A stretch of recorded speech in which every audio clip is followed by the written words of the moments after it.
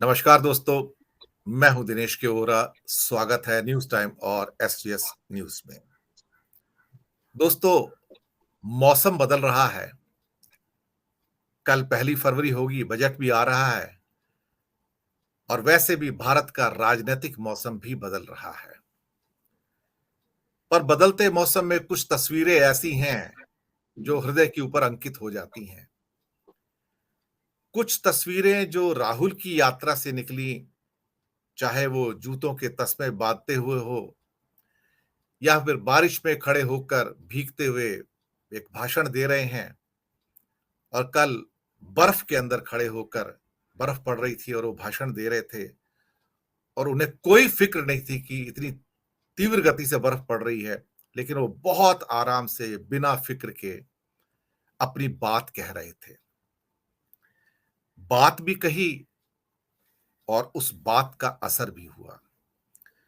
वो सभी अखबार भारत के बड़े बड़े जो राहुल गांधी की यात्रा की खबरें चौथे, पांचवें, छठे, आठवें पेज पर अंदर 5 सेंटीमीटर के कॉलम में दिया करते थे, वो भी मजबूर हुए कि एक बड़े बड़े एडिटोरियल्स छापें। और मैं नाम नहीं लेना चाहूंगा किसी अखबार का, उसमें बड़े बड़े अंग्रेजी के दैनिक जो भारत में प्रमुखता से पढ़े जाते हैं, उनके एडिटोरियल्स भी उन पर आए। कभी कभी लगता है कि शायद उन्हें देर हो गई, या अब लगता है कि राहुल हैज अराइव्ड और फुल स्विंग में आए हैं, धूमधाम से आए हैं।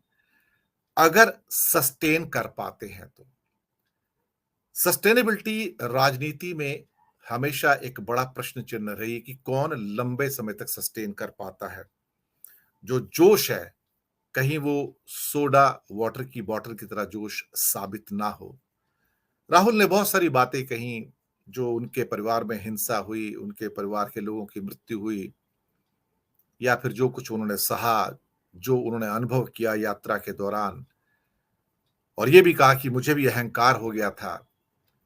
तो काफी बातें कही, दिल खोलकर बातें कही, लोगों को पसंद आई।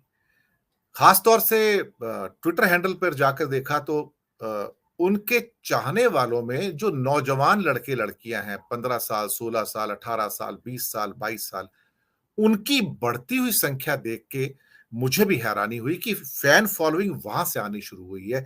जिसको आज तक पप्पू ब्रांड किया हुआ था, आज लोग जुड़ रहे हैं। भारत में कब लोगों की लॉयल्टीज चेंज हो जाएं, कब लोगों का रुख बदल जाए, कब हवा का रुख बदल जाए, पता नहीं लगता है।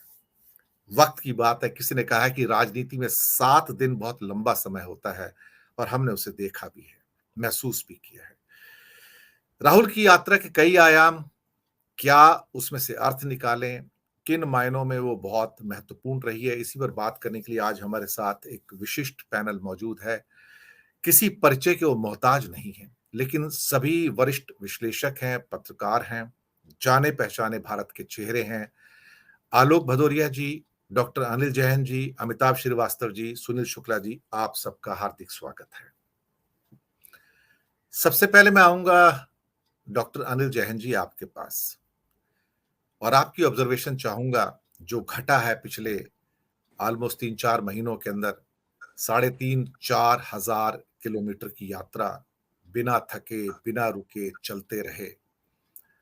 कहीं ना कहीं आजाद भारत के इतिहास की सबसे बड़ी यात्रा। हालांकि भारतीय जनता पार्टी उसे डैम्प स्क्विब कह रहे हैं, लेकिन वो क्या कहते हैं कि बौखलाहट ज्यादा है और एक्सेप्टेंस कम है। आपकी ऑब्जर्वेशंस, कोई प्रश्न नहीं है आपके लिए, लेकिन पूरी यात्रा फिर आपकी ऑब्जर्वेशंस।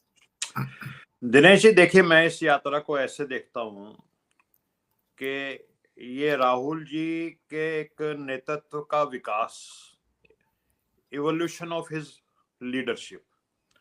बहुत समय ज्यादा नहीं बीता है जब कांग्रेस के बड़े बड़े नेता कार्यकर्ता राहुल की लीडरशिप के ऊपर प्रश्न चिन्ह लगा रहे थे, संदेह व्यक्त कर रहे थे, और काफी लोग कांग्रेस को छोड़ छोड़ के जा रहे थे। उत्तर प्रदेश में आपने देखा जतिन प्रसाद जी, सीपीएन सिंह और ज्योतिर् सिंधिया और गुलाम नबी आजाद, और किस तरह की बातें वो बोल करके गए। इस यात्रा के बाद अब कांग्रेस का शायद एक भी कार्यकर्ता नहीं है जिसको राहुल गांधी के नेतृत्व में जरा सा भी संदेह हो, सब उनको मान रहे हैं। दूसरा, हमारे देश में एक बहुत बड़ी तादाद है जो संविधान में विश्वास करते हैं और जो फिरका परस्ती के, सिद्धांतिक रूप से फिरका परस्ती के खिलाफ है, सांप्रदायिकता के। तो वो सभी लोग, बुद्धिजीवी ज्यादा हैं उनमें, वो राहुल जी की इस यात्रा से बहुत प्रसन्न है। और हमारे देश में जब कोई देश के लिए, समाज के लिए कोई ऐसी यात्रा करता है या कष्ट उठाता है या उपवास रखता है, तो हमारे देश में उसको एक संत का दर्जा दे दिया जाता है। महात्मा गांधी को दिया। हमने एक 60s में एक फिल्म आई थी गाइड, उसमें देवानंद की कोई बैकग्राउंड भी नहीं थी, लेकिन वो पूरे गांव के वर्षा के लिए जब उपवास रखता है तो उसको भी सब इलाके के लोग संत मान लेते हैं। तो ये भारत की परंपरा रही है। महात्मा बुद्ध हों या जो भी हों, जिन्होंने समाज या देश के लिए कष्ट भोगते हैं, जो चाहे यात्रा करते हैं चाहे उपवास रखते हैं, उनको ये देश एक संत का दर्जा देता है। महात्मा गांधी को दिया, सबने माना।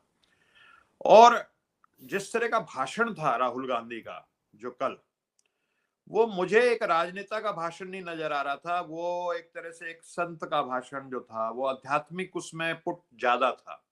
उन्होंने कश्मीरियत की बात की, उन्होंने शिव की शून्यता की बात की, उन्होंने अपना इस्लाम में जो फना हो जाना जिसको बोलते हैं, खुद को खत्म कर देना, फना हो जाना, उसमें जो लद्दाख का जो बौद्ध धर्म की उन्होंने बात की, तो अध्यात्म का ज्यादा था। और जो पुराने हमारे संत महात्मा हुए हैं, असम के शिव प्रसाद जी हुए हैं, या केरल के नारायण गुरु, कर्नाटक के बासवा जी, महाराष्ट्र के अपना महात्मा फूले, उन सबका उन्होंने नाम लिया कि उसके सपनों का भारत बनाना है।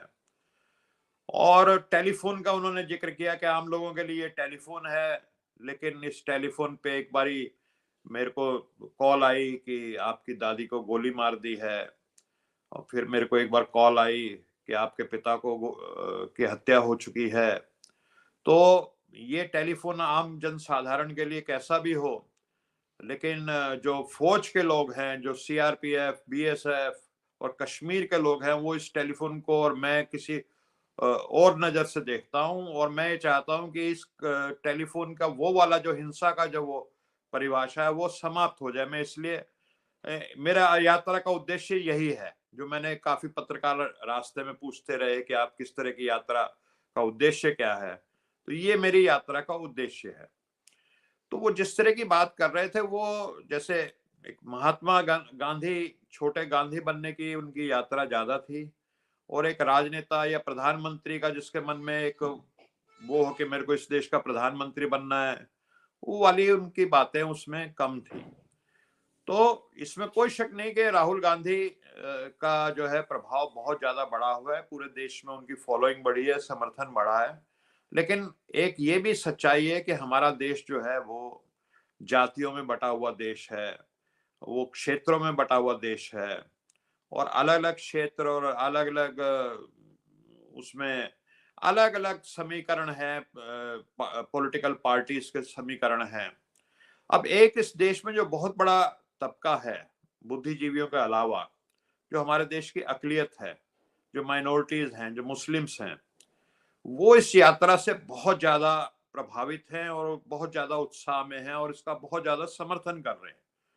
तो माइनॉरिटीज में इसमें कोई शक नहीं कि उत्तर भारत में माइनॉरिटीज कांग्रेस के साथ जा चुके पिछले 30 साल से नहीं थी, लेकिन उत्तर प्रदेश और जो उत्तर भारत का इलाका है, वहां के भी जो माइनॉरिटीज के लोग हैं, वो उनमें राहुल गांधी का समर्थन बहुत ज्यादा बढ़ गया है। बाकी अब जो आप वाली बात है कि 2024 को अगर उस नजर से इसको देखें, तो अभी जो दिल्ली दूर है, अभी भी जो समीकरण चाहिए मोदी या उनके गठबंधन से टक्कर लेने के लिए, उस समीकरण में एक बहुत बड़ा तबका है। अगर आप देखें तो मोदी जी के साथ एक सवर्ण वर्ग का बहुत बड़ा तबका है, और एक ओबीसी में, जिसको नॉन यादव ओबीसी बोला जाता है, वो ओबीसी बहुत बड़ा उनके साथ है, और नॉन जाटव शेड्यूल कास्ट भी उनके साथ है। तो उसमें कितना प्रभाव पड़ रहा है इस यात्रा का, ये देखने की बात है। इसको आप आने वाले समय में देखेंगे, क्योंकि राहुल गांधी ने जो सामाजिक न्याय के मुद्दे हैं, जो विचार आचार्य नरेंद्र देव और डॉक्टर राम मनोहर लोहिया के विचार की बात थी, उसका जो है वो जिक्र इस यात्रा में थोड़ा कम रहा है। तो इस ओबीसी और जो दलित और आदिवासी जो तबका है हमारे देश का, वो इस यात्रा को लेकर के उतना उत्साहित नहीं जितना हमारे देश के जो अकलियत हैं या जो बुद्धिजीवी जो फिरका परस्ती के खिलाफ हैं, वो जितना उत्साहित है। तो फिलहाल तो दिनेश जी मैं अपनी यही बात कहना चाहता हूँ। जी। जी।